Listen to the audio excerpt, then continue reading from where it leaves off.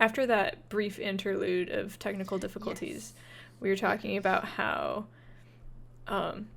the don't go there, and yet they went there is sort of like horror movies. Yes. And when the protagonists go somewhere where they shouldn't go. From what's understood about the event, they were sidetracked by a snowstorm. And so Igor Dyatlov, the leader of the pack, decided to set up camp to wait out the storm. And for whatever reason, they stopped in like a very open area. It was like on the eastern slope, but that doesn't matter to the story. All that matters is that they did not return that night after setting up camp.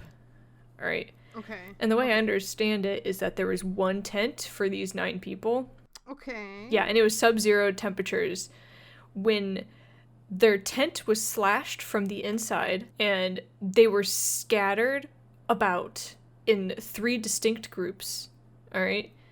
I think I heard this. This was like on an episode. I don't remember how it ended, but like, yeah. I think BuzzFeed Unsolved did this because the 2 guys were bickering. They're like, how was the tent slashed from the inside?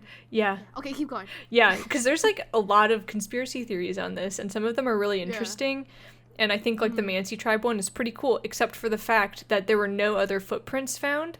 But like, how much can you trust footprint analysis? You know what I'm saying? And then it's in the mountains in snow, right? Yeah. And some people say that it was an avalanche, in which case, like, how can you trust the footprints? Yeah, you know? That happened on the 2nd of February, and when they didn't return, obviously the relatives grew worried, and so then a search party was sent out. Oh my gosh, it's so interesting, because they didn't find all the bodies at once, because they were all scattered. What, were there any, like, wounds on the people? Here's the thing. 6 of them were supposedly died of hypothermia, and I'm going to explain why that idea is flawed. But the other 4 were found... Okay, we're going to get there. It's chaotic, because their wounds aren't what you would expect from, like, an animal attack. Okay. You know what I'm saying? Yeah. The tent was cut open from the inside, and 2 of them were found a mile away from camp by the remains of a small campfire. And 4 others were found half buried under the snow.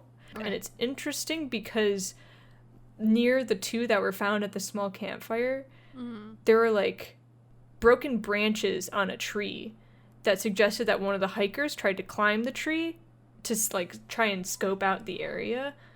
Yeah.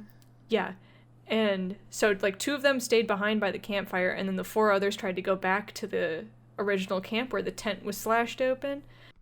It's believed that they were originally with the 2 campers by the fire.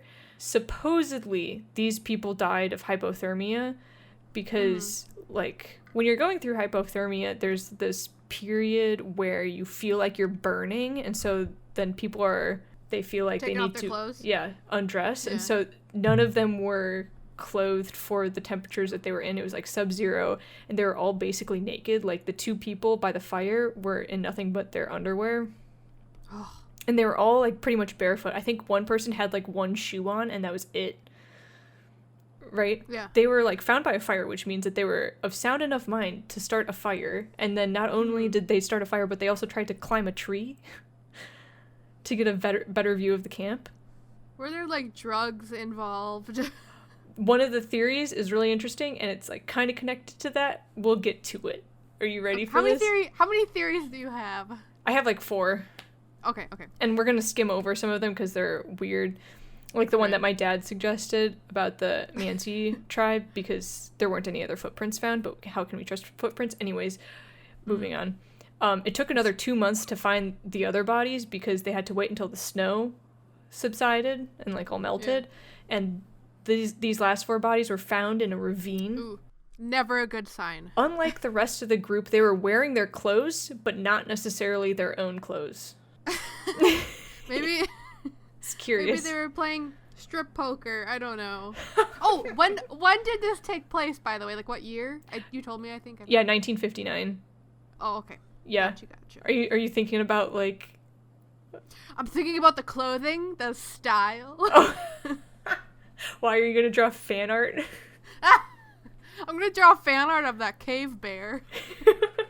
these 4, like, they didn't die of hypothermia, but they were instead killed by extreme blunt force trauma that investigators, like, would equate to a car crash.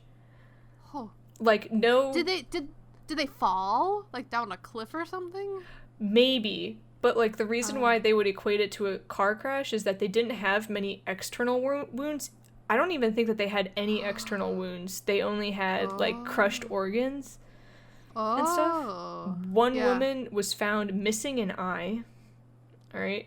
And then another was found with a massive skull trauma. Oh. The rest, like the other 2, suffered severe chest fractures. And they had no external injuries, and one of them was, like, missing her tongue. That reminds me of the time I was too young. I was probably 10, and I was watching a documentary about a lady that was hiking in, like, the desert/mountains, and she fell and broke her pelvis and, like, both her legs, and she had to drink her own pee. That's all I remember. And I think about it once a month. Oh my gosh. Ugh. She survived. She did it. Yeah. My favorite theory is this thing called a catabolic wind. Have you heard of it? No. Do you remember that Pokemon game? I think it was the music for Lavender Town. And the ears? Yes. And it made them crazy? Yes. Woo! Yeah, it has a similar, like, connection to that.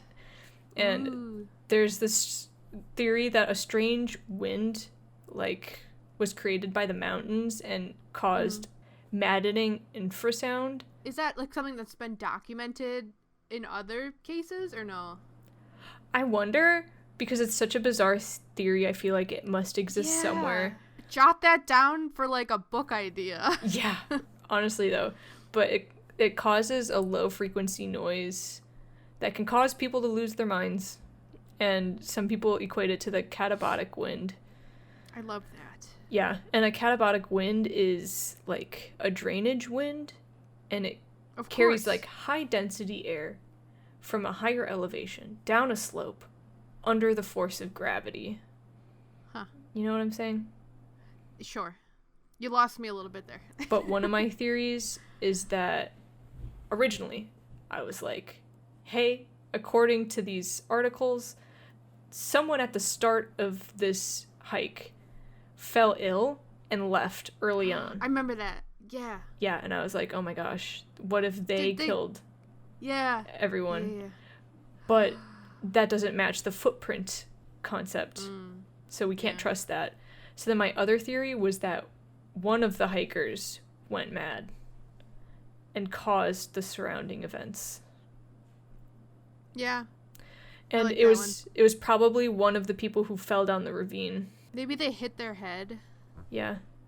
And went cray-cray? Maybe. I don't know, but they were all in the tent, and then they just yeeted themselves out of the tent. You know how it goes. But jeez. Is that all 4 theories? Or is there one more? Nope, there were just 3. I lied. Oh. There were not 4 theories. Oh my unless gosh. you want to include the Russian Yeti theory. Of course. Yeah, according to my dad, that there were like large footprints found. Yeah. By the scene. They could have snowshoes. Very true. So that's the Russian Yeti story. I hope you liked it. I loved it. That was good.